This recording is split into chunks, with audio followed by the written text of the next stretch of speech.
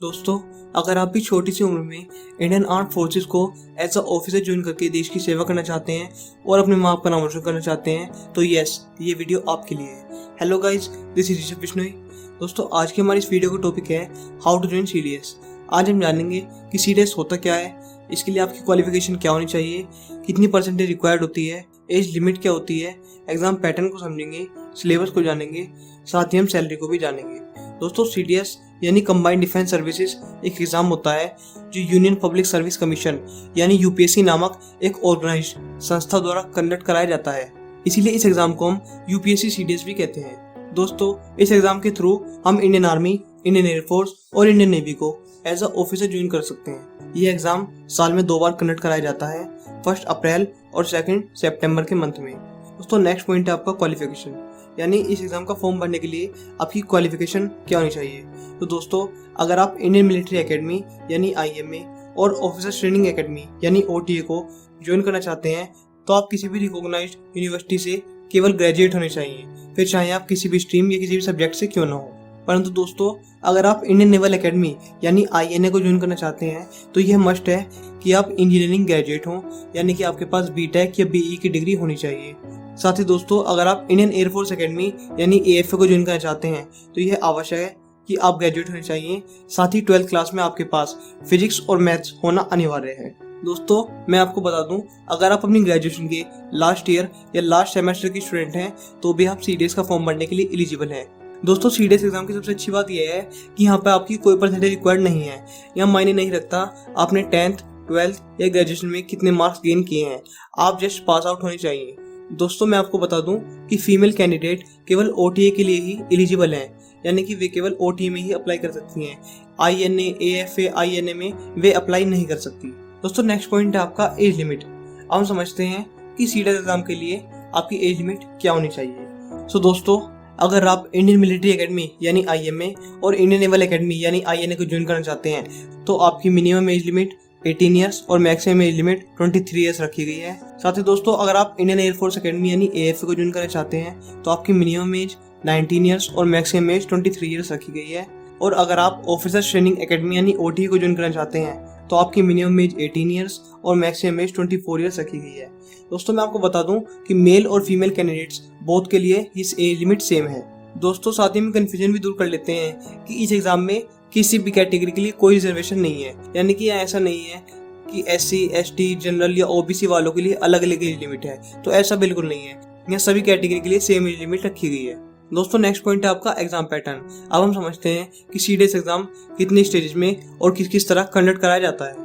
दोस्तों, CDS exam 2 stages में conduct कराया जाता है। स्टेज 1 में होता है आपका रिटन एग्जाम जो 300 मार्क्स का होता है।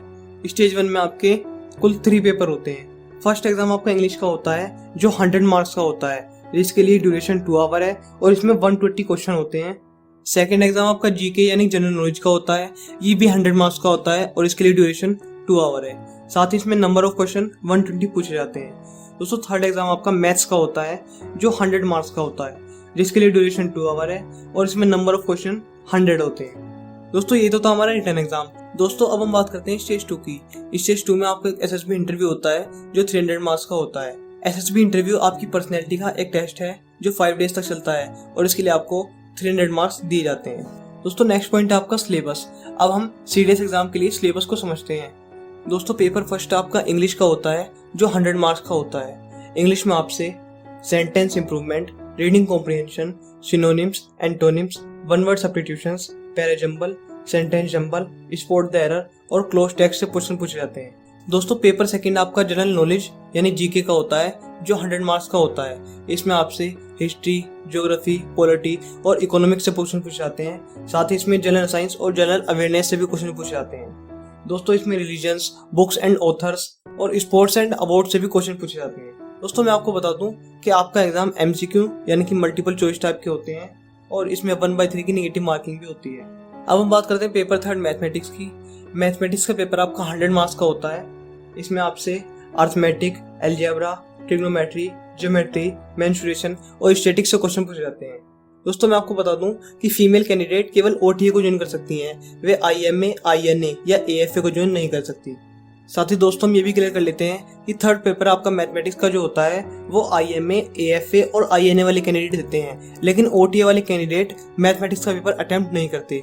यानी कि क्लियर हो जाता है कि फीमेल कैंडिडेट मैथमेटिक्स का पेपर अटेम्प्ट नहीं करती, क्योंकि वे केवल OT के लिए ही एलिजिबल हैं। इसलिए जब आपके एग्जाम सेंटर पे जाते हैं तो फीमेल कैंडिडेट केवल 2 पेपर देती हैं, जबकि वे कैंडिडेट जो IMA, AFA या INA को ज्वाइन करना चाहते हैं वो तीनों पेपर अटेम्प्ट करते हैं। दोस्तों मैं आपको बता दूं कि CDS एग्जाम UPSC के द्वारा कंडक्ट कराया जाता है, इसीलिए हिंदी और इंग्लिश दोनों लैंग्वेज में आता है।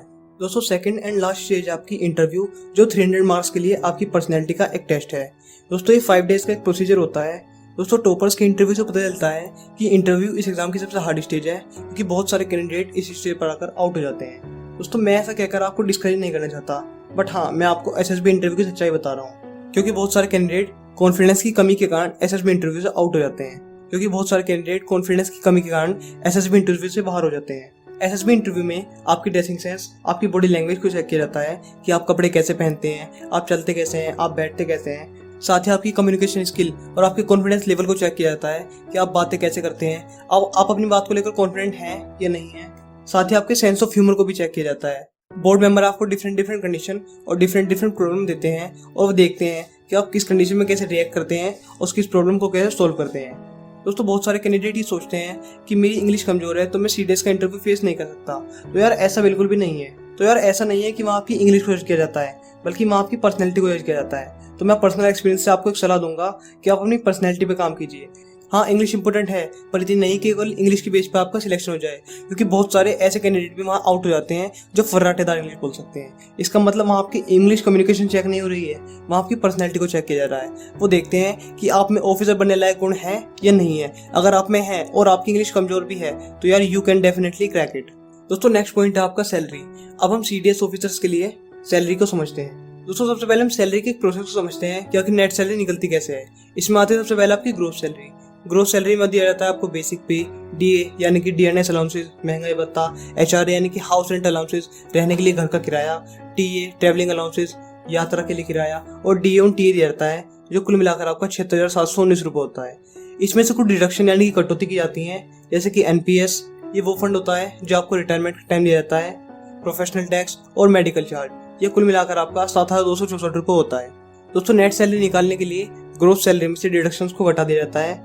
ग्रोथ सैलरी 76,719 में से जब हम 7,264 घटाते हैं तो ये 69,455 आता है, जो अप्रोक्सीमेट 70,000 रुपये होता है। दोस्तों इससे क्लियर हो जाता है कि एक CDS ऑफिसर की सैलरी स्टार्टिंग में अप्रोक्सीमेट 70,000 होती है। हाँ ये सैलरी ऊपर नीचे हो सकती है, क्योंकि DA, HRA, TA ये डिफरेंट सिटीज़ के लिए डिफरेंट होता है। ये मैंने दिल्ली के लिए कैलकुलेट किया है, बट हाँ अगर आप अदर सिटी जैसे मुंबई, पुणे आदि में भी हैं तो भी सैलरी इसके ही अप्रोक्सीमेट होगी।